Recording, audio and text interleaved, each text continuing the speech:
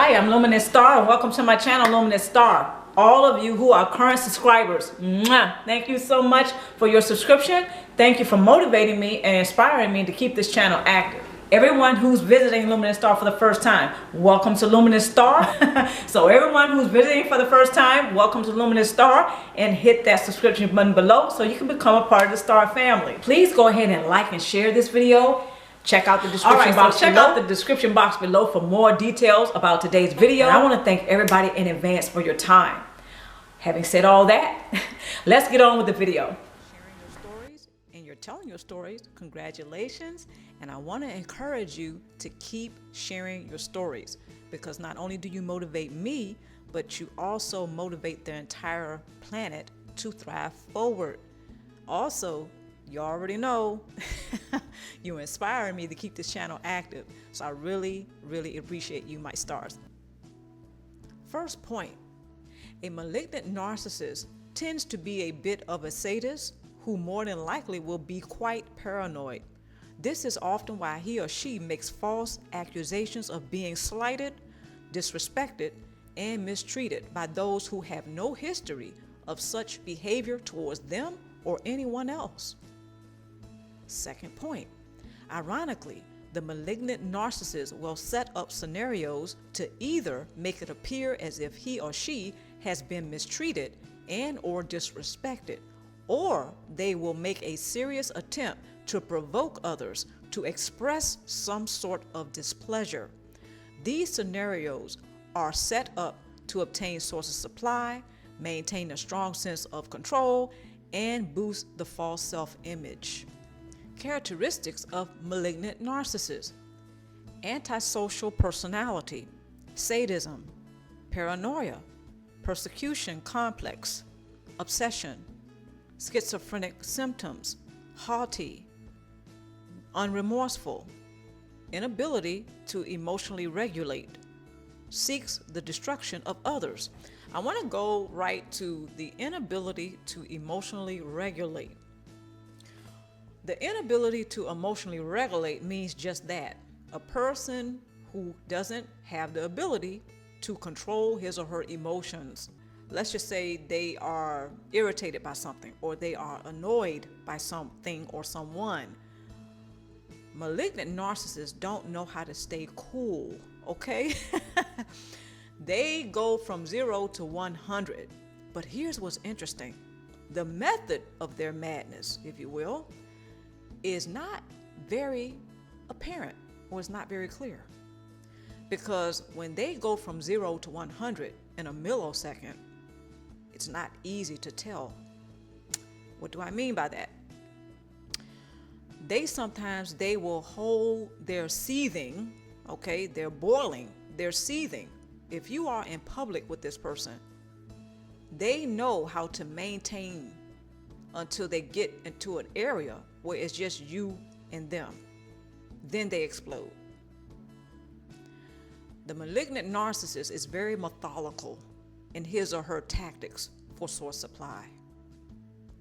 Now, a person who's a psychopath, they would not have been able to contain their rage.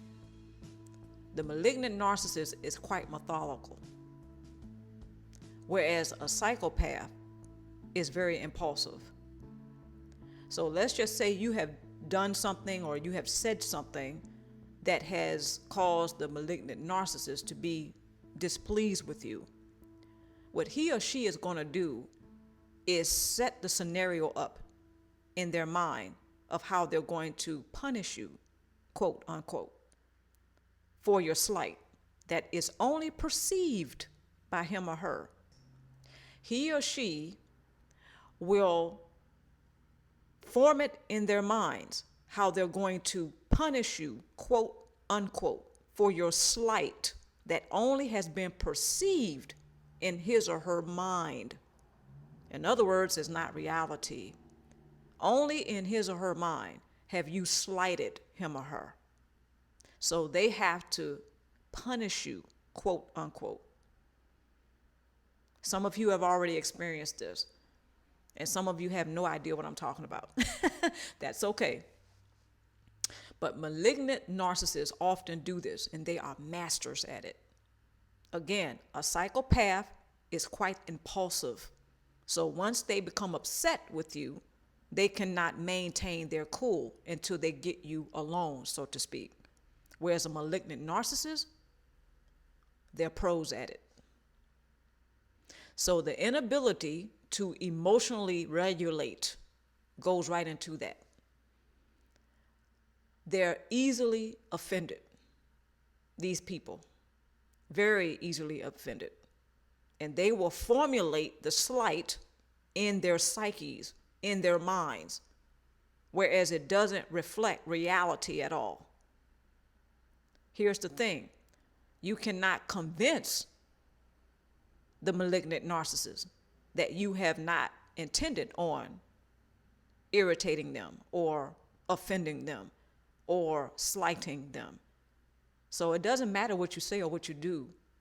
Once the malignant narcissist gets it in his or her mind that you have slighted him or her, disrespected him or her, displeased him or her, they have to punish you.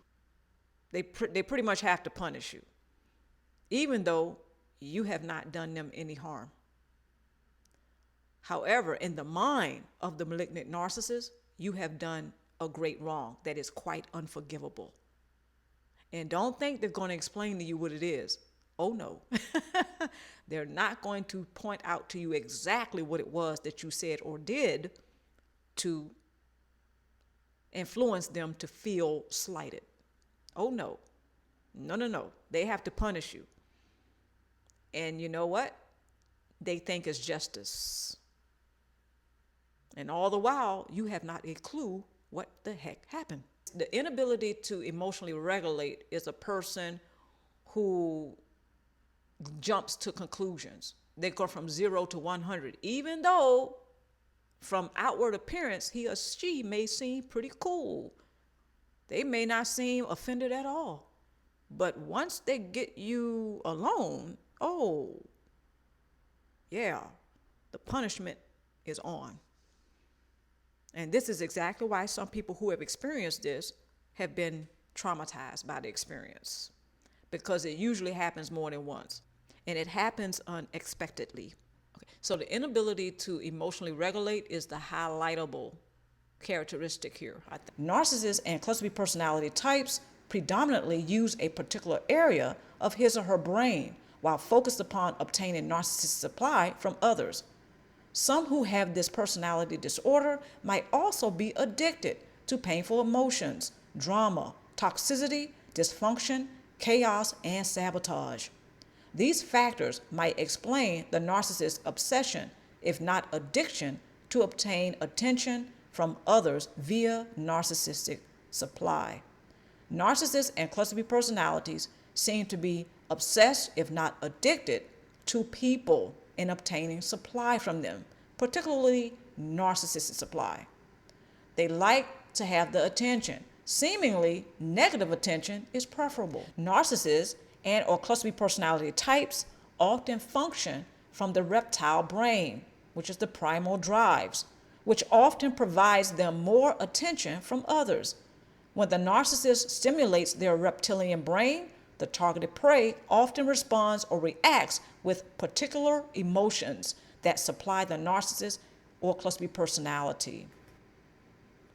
Narcissist's reptilian brain plus the targeted prey's mammalian brain equals emotional response or reaction.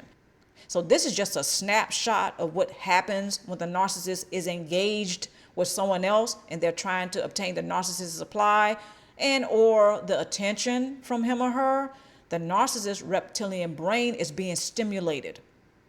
So when they're engaged with the targeted prey, their emotional brain is being stimulated. And that equals out to the targeted prey more than likely reacting in an emotional way or responding very emotionally. And of course, this means the narcissist is obtaining what they want, which is the attention, which is the narcissistic supply. Primal drives: fight, flight, food, family, and fornication.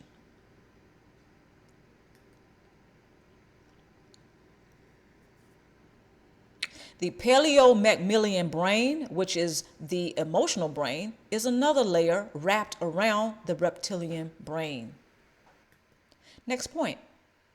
According to research, those who have narcissistic personality disorder have less developed brain matter that is associated with empathy.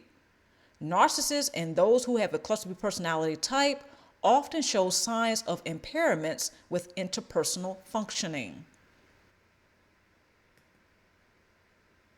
The narcissist's reptilian brain or narcissism. Next point. By using NeuroLinguistic Programming as a diabolical tactic to obtain narcissistic supply, the narcissist is able to spellbound others by repeatedly using suggestive words, key phrases, along with a particular tone of voice, while studying perhaps the reptilian systems of others in order to mimic him or her. When the narcissist is successful with this diabolical tactic, most find him or her to be less of a threat at the beginning of relationships.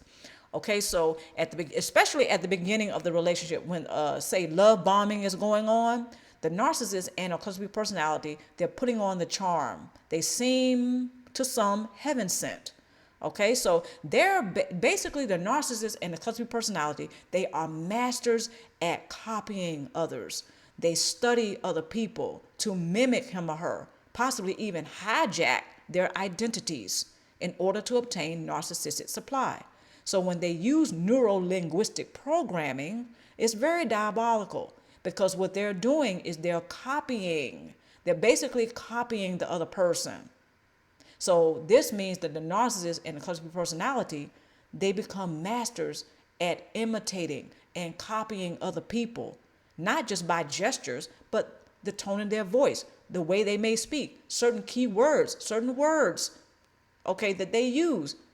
They're going to come off less threatening to those individuals. It's almost like they're copying and downloading another you. It's like you have an evil twin running around in the narcissist and cluster B personality. It's very diabolical. Let's move forward. The Gaslight Technique, combined with the use of NeuroLinguistic Programming, is the narcissist's trump card, which often ensures that particular emotions will be experienced by the targeted prey. The targeted prey is in a suggestive state, while certain pre-programmed triggers are experienced. What are some of the pre-programmed triggers? Traumatic events, unresolved fears, people, places, and things that remind you of traumatic events, adverse effects of abuse, dysfunctional relationships, and unresolved pain. Once these pre-programmed triggers come up for you, it is at that time that the narcissist has influenced you to be in a suggestive state. They can also start to gaslight you at this time because now, in a sense, they have hypnotized you. They have you spellbound. So you're more open to the narcissist and a cluster B personality. It's a little bit eerie when you think about it. My opinion is that narcissists tend to have an emotional illness, not a mental illness. Let's move on. Tools. All right, tool number 1. When memories threaten to encourage you to remain feeling sad, which could lead to a state of depression, seek to keep despondency at bay by laughter. Absolutely. This is going to happen periodically, and it will happen when you least expect it from time to time, again, periodically. You may feel okay for a week or two, and this is especially after you've gone no contact from a narcissist or a cluster B personality. You may go for a whole week and feel pretty good, and all of a sudden, bam, you're feeling pretty blue. You're feeling pretty sad, and you can't seem to lift it. You can't seem to shake it.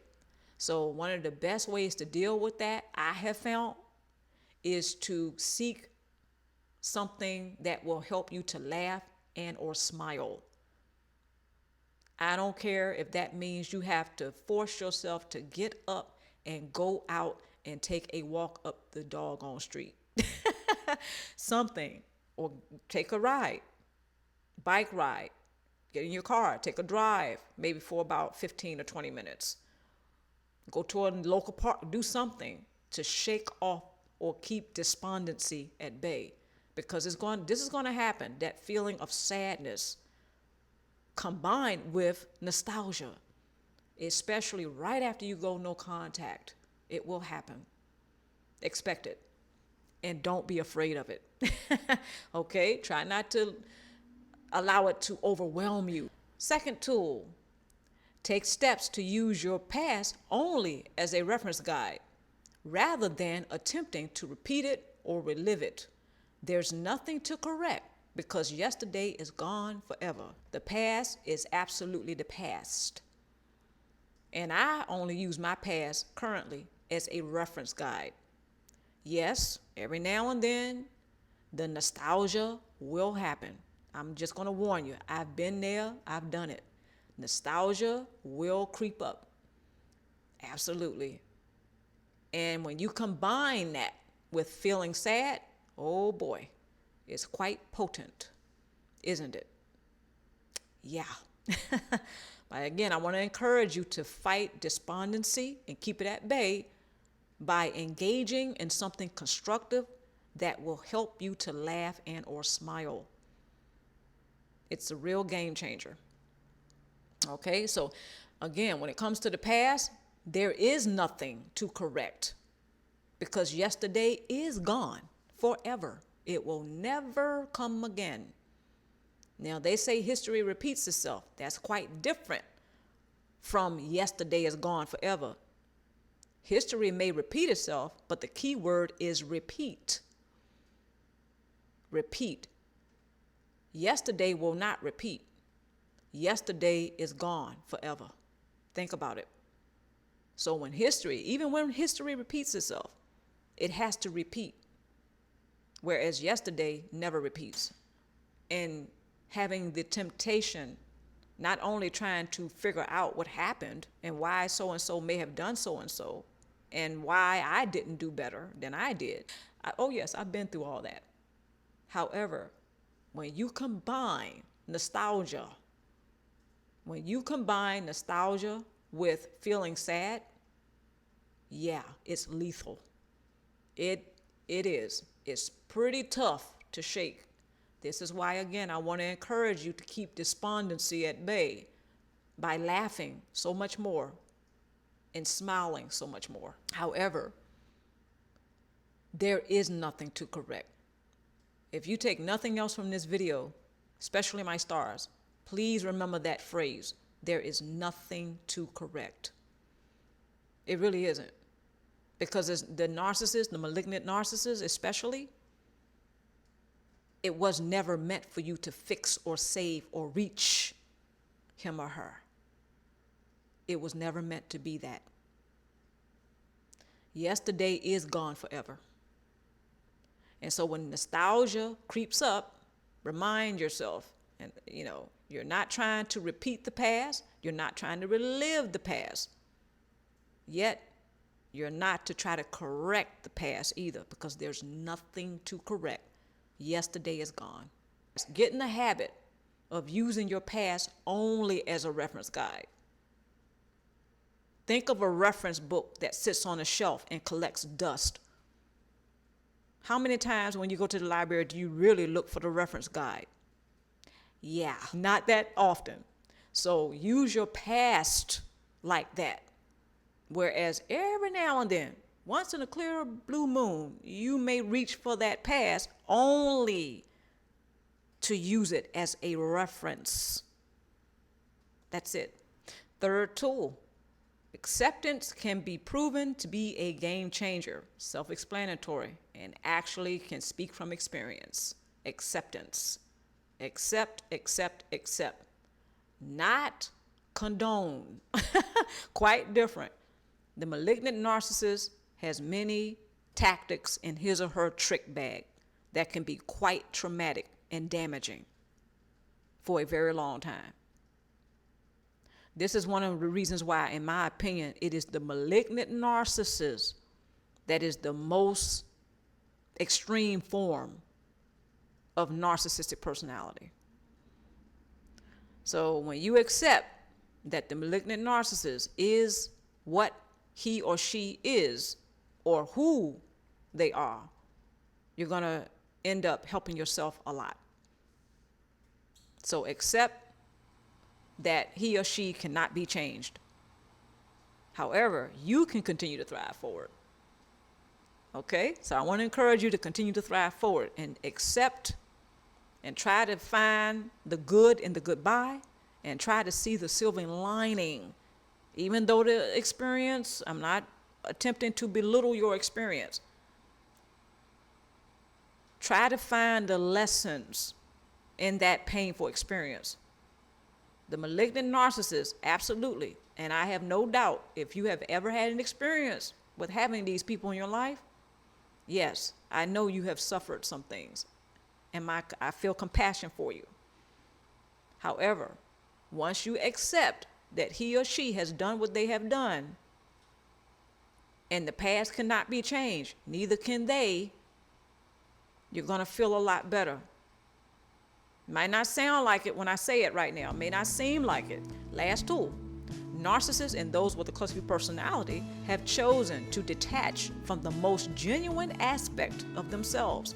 Therefore, he or she cannot possibly sincerely connect with others. Once one has detached from the most genuine aspect of him or herself, how? I ask again, how can he or she possibly connect with you or anyone else authentically? They can't, because they have detached from the most genuine aspect of themselves. So then the rhetorical question that pops up in my mind right now is, what's left of him or her? What's left? Maybe the most primal aspect of themselves? That's my guess. That's what's left. This is why the malignant narcissist is usually on the prowl for source supply. This is usually why they tend to move from one person to another without remorse, regret, or recourse. References and resources. Please look for this in the description box below. I want to thank everybody for joining me today. I'm Luminousz Ztarr. Wherever you may be, of course, I wish you the very best. Stay tuned for more videos.